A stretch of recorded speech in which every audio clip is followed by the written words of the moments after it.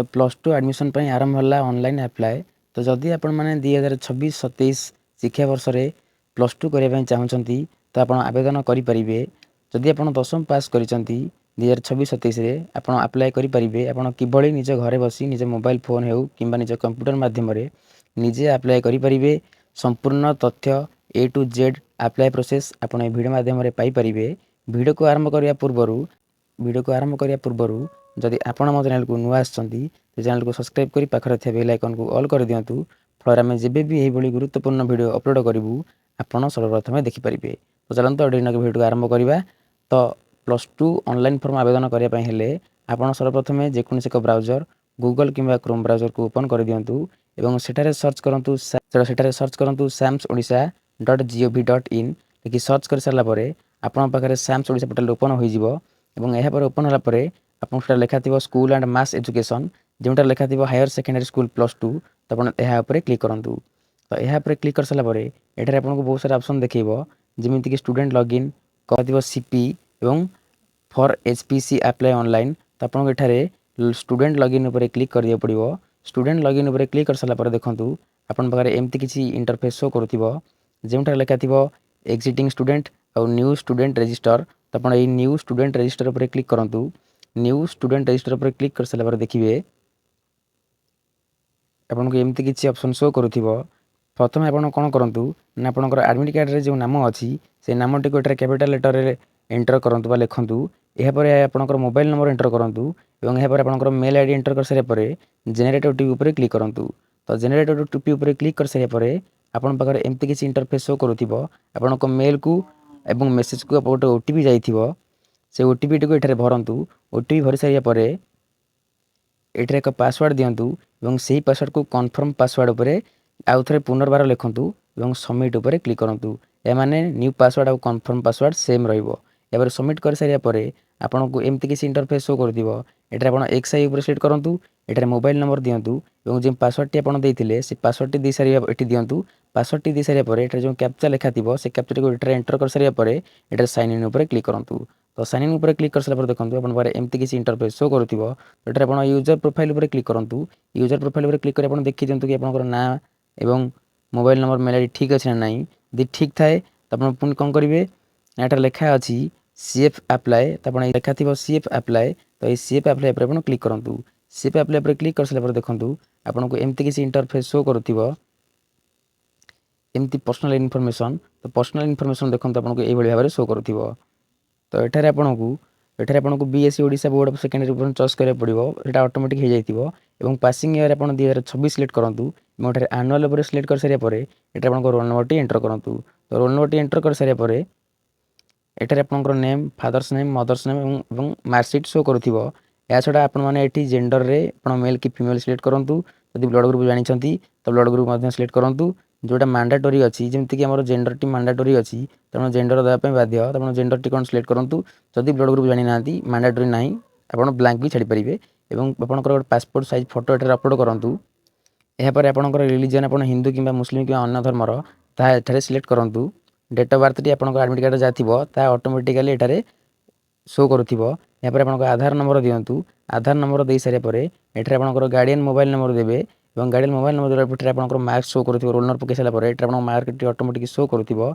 तो marksheet T देखी सारापर आप चेक करूँ मार्कसीट ठीक अच्छी ना भूल अच्छी।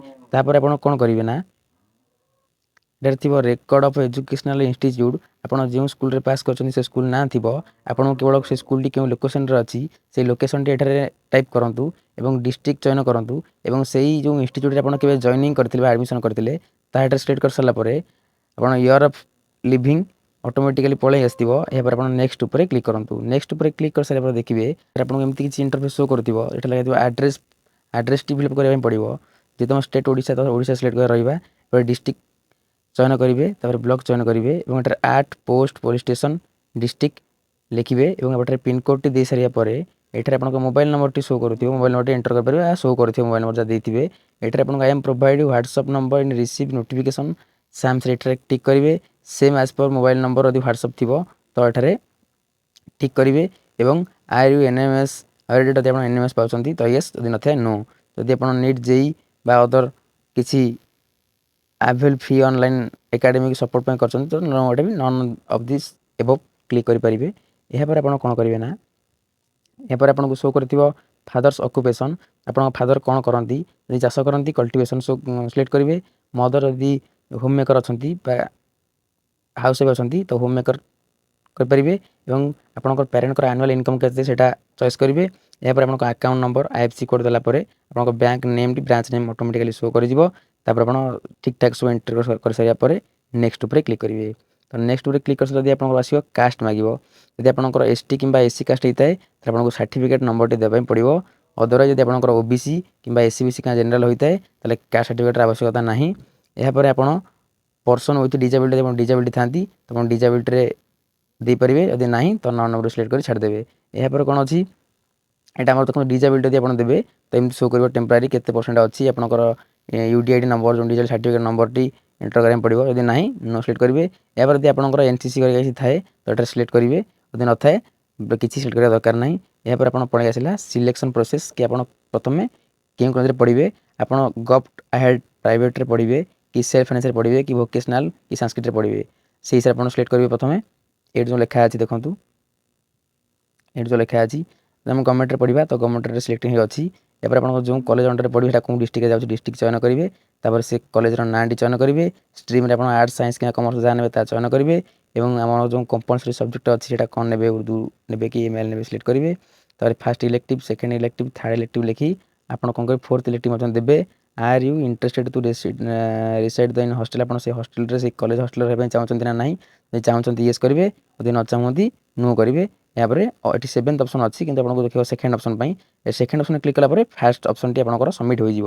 ଏଇଭଳି ଭାବରେ ଆପଣ ଯେତୋଟି କଲେଜରେ ଆପ୍ଲାଏ କରିବେ ସେଇ ପ୍ରୋସେସ୍ରେ ସମସ୍ତ କଲେଜରେ କ୍ଲିକ୍ କରିକି ସମସ୍ତ କେତେ ପରସେଣ୍ଟ ବି ଦେଖିବ, କେଉଁ କଲେଜ କେତେ ପରସେଣ୍ଟ ନେବ ସେଇଟା ମଧ୍ୟ ଏଠି ଦେଖେଇବ କାଷ୍ଟ ୱାଇଜ୍।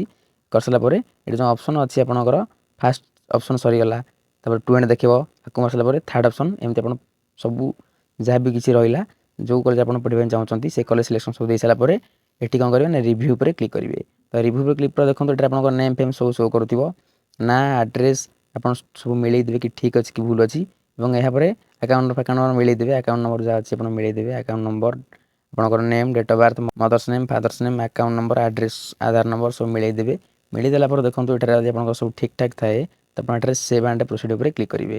ଆଉ ହଁ, ଏଠାରେ ଯଦି ଆପଣ କଲେଜ କେଉଁ କଲେଜ ଦେଲେ, କେଉଁ ସବଜେକ୍ଟ ଦେଲେ, କେଉଁ ସିରିଆଲ୍ ନମ୍ବର କଲେଜରେ first selection, second selection, third, fourth, fifth ଯାହାର ଅଛି ସିରିଆଲ୍ ୱାଇଜ୍ ଦେଖାଯାଉଥିବ, serial number, college name, stream, compulsory, elective, fourth elective ସବୁ ଶୋ କରିଥିବ।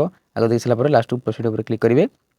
ପ୍ରୋସିଡ୍ ଉପରେ କ୍ଲିକ୍ କରିସାରିଲା ଦେଖନ୍ତୁ ଏଠି ପେମେଣ୍ଟ ମାଗିବ, ତ ଏଠାରେ ଆପଣ ଆକ୍ସେପ୍ଟ କରିସାରିଲା ପରେ ଏଠାରେ ଅନଲାଇନ୍ ପେମେଣ୍ଟ 200 ଟଙ୍କା, ଯଦି ଆପଣ କାଷ୍ଟ ୱାଇଜ୍ ଯଦି ଆପଣ ଜେନେରାଲ କିମ୍ବା OBC SC ଚାହିଁବେ ତାହେଲେ 200 ଟଙ୍କା, ଯଦି SC ST ଥାନ୍ତି ତେବେ 100 ଟଙ୍କା। ତ ଅନଲାଇନ୍ ପେମେଣ୍ଟ ଉପରେ କ୍ଲିକ୍ କରିବେ, ଅନଲାଇନ୍ ପେମେଣ୍ଟ ଉପରେ ଓକେ କରିବେ। ଓକେ ଅପସନ୍ ଯେଉଁ ରହିଛି ଦେଖନ୍ତୁ ଦେଖାଯାଉଛି ଓକେ, ଓକେ ଉପରେ କ୍ଲିକ୍ କରିସାରିଲା ପରେ ଆପଣଙ୍କର ଏମିତି ଦେଖେଇବ, ଯଦି ଆପଣ ଫୋନ୍ ପେ କିମ୍ବା UPI କରିବାକୁ ଚାହୁଁଛନ୍ତି ତାହେଲେ UPI ଉପରେ ସିଲେକ୍ଟ କରିକିରି ଆପଣ ସ୍କାନର ପଳେଇ ଆସିବ, ଆପଣ ସେଠାରେ ସ୍କାନ୍ କରି ଦେଖନ୍ତୁ ଏଠାରେ ପେମେଣ୍ଟ ଅଛି, QR କୋଡ଼୍ ମଧ୍ୟ ପେମେଣ୍ଟ କରିପାରିବେ।